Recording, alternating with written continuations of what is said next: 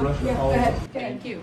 John, why the United States is trying to block the African countries to work with Russia? There is a discussion going on right now at the Senate that the United States is trying to force basically the African countries not to work with Russia. I don't know if you're aware.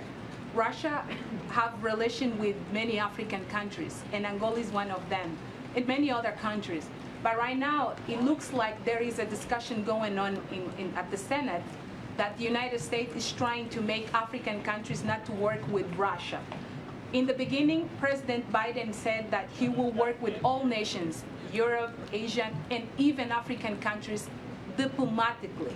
Why don't let the African countries decide who to work with instead of just impose them not to work with, for example, Russia? Yeah, I can't speak for the discussions that are going on in the Senate about this, but you kind of answered the question yourself when you went back to what the president has long said about his foreign policy objectives and goals.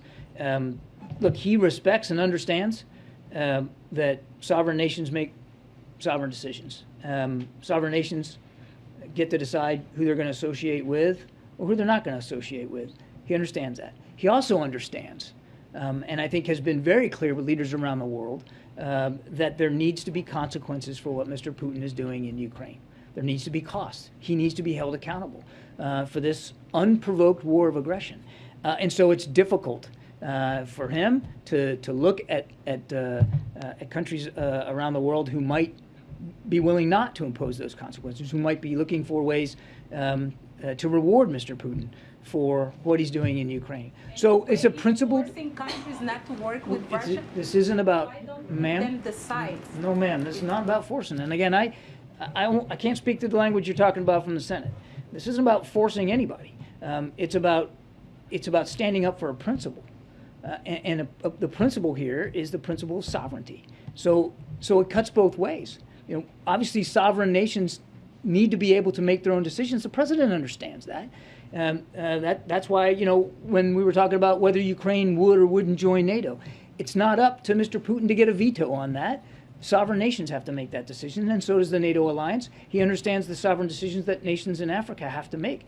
But he also believes and stands strongly on the principle that Mr. Putin needs to suffer consequences for this war of aggression, consequences around the world as well. And so he doesn't believe that it's in the interests of what's going on in Ukraine or European security, for that matter, for Mr. Putin to be able to get off scot-free here. And when the president will travel to Africa, John, he traveled to Europe, Asia, but not Africa. When? I don't have a trip announcement to make today.